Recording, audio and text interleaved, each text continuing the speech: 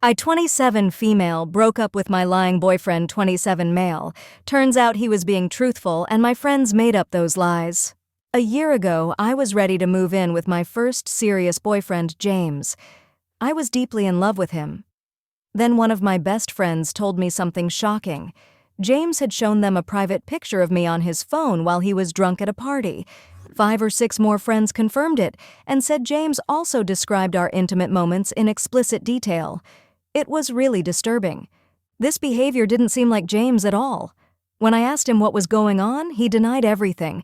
He got very angry and started calling all my friends liars. Once he even showed up at my place while some of them were visiting and things got chaotic. It was a strange turn of events in my life. James was so upset, and all my close friends were calling him a liar. He had taken photos of me on his phone before, which now I regret allowing in the heat of the moment.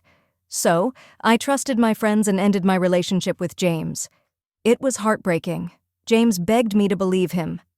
He started crying and left angrily. At the time, I was disgusted and felt extremely conflicted. A few months later, I started dating Alan, one of the friends who had warned me about James showing the photo. Everyone was pushing for us to be together. It didn't really click, and after a few months, we didn't continue dating, but we stayed sort of friends. Today, another friend messaged me with something heavy on their heart. They confessed that the story about James wasn't true at all. They made it all up to steer me towards Alan. After talking to several others, including Alan himself, it's clear they all lied. It was a deliberate plan that completely turned my life upside down. They disliked James and thought he was wrong for me, so they fabricated the story. I'm in total shock right now. Afterwards, I spent about 2 hours crying in the office bathroom. I loved James deeply. We had plans for our future together, and these are friends I've had since high school. How could this happen? Should I cut off ties with these friends now? After something like this, can I even trust them again? This has shattered my circle of friends. How could I face them after this betrayal? Update 1. Despite everyone's objections, I emailed James on Friday. Here's what I wrote.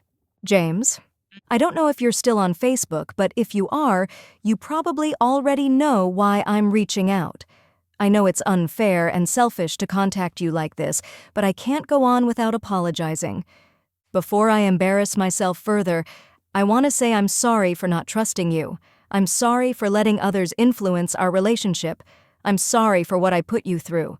This might be my only chance to say this, so here comes the really embarrassing stuff. I've spent the last day thinking about the past year, where we might be if I had believed you, what our life could have been like. Would we be engaged? Married? I've been imagining scenarios in my head wishing I could turn back time. I'm not over you. I want to try again. I'm not proposing, but if you ever want to catch up, I'd love to buy you a drink. Just to talk like we used to. I miss talking to you. I miss everything about us. I miss stealing your fries and arguing about money.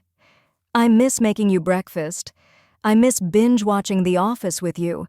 I miss the comfort of having you around, even during our worst fights. I miss you. My contact info hasn't changed. I won't blame you if you ignore or delete this. Just know that I understand. I'm truly sorry. So I sent the email and tried to distract myself afterward. Just getting everything off my chest felt like a weight lifted.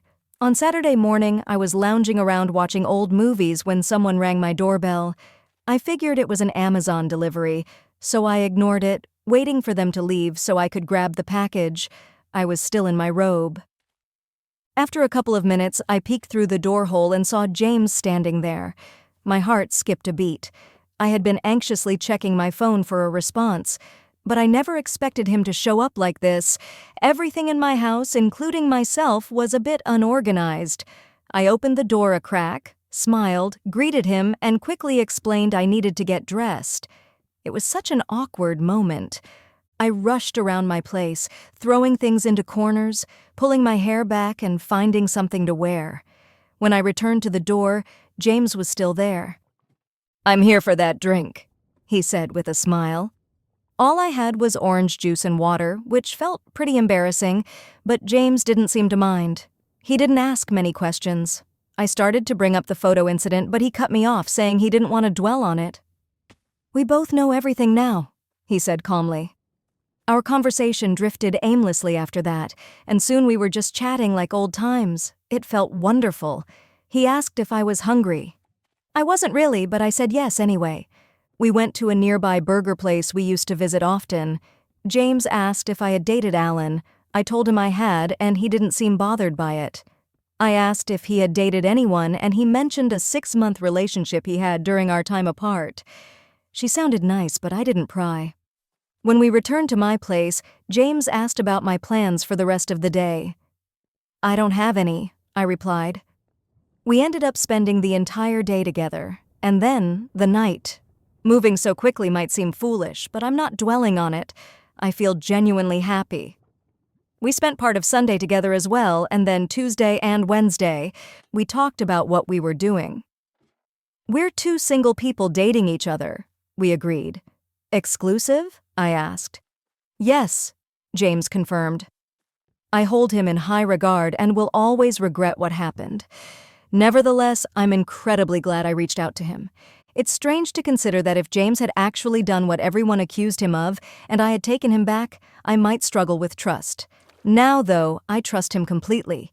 If he told me the world was flat, I'd have a hard time doubting him. It's just a strange thought I've been pondering. So that's where we stand. We're back together. Will it work out? I hope so. Regardless, things are better today than they were last week.